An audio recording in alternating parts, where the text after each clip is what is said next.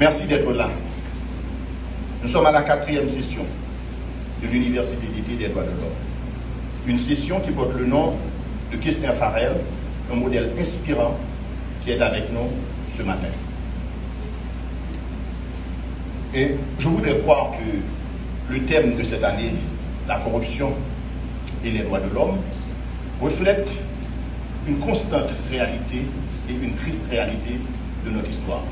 C'est une réalité qui s'est particulièrement aggravée pendant les 2 dernières décennies. Il faut bien qu'on le comprenne. La corruption, c'est la forme la plus grave de violation des droits économiques et sociaux. La corruption n'offre aucune possibilité aux plus démunis, aux plus défavorisés et aux plus jeunes générations.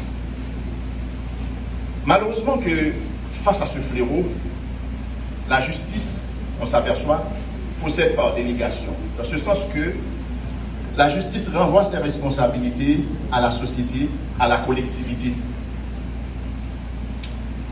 Parce que, en effet, depuis le procès de la consolidation au début du XXe siècle, là je parle du gouvernement de Nord-Alexis, certainement, on a l'impression que la justice a cessé de sévir contre la corruption.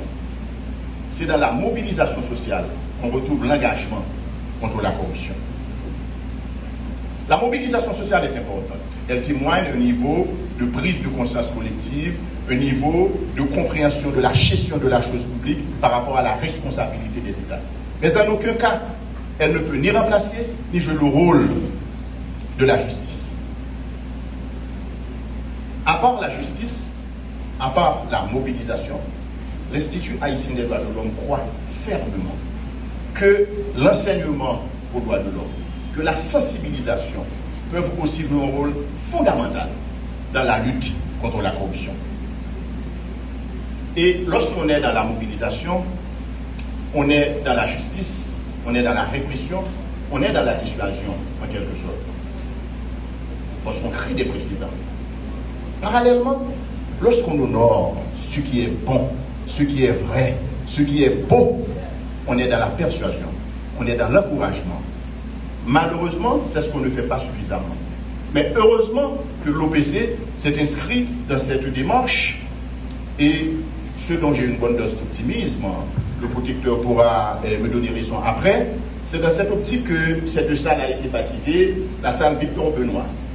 C'est dans cette même optique que dans cette salle récemment, une journée a été organisée en hommage à Franck Etienne.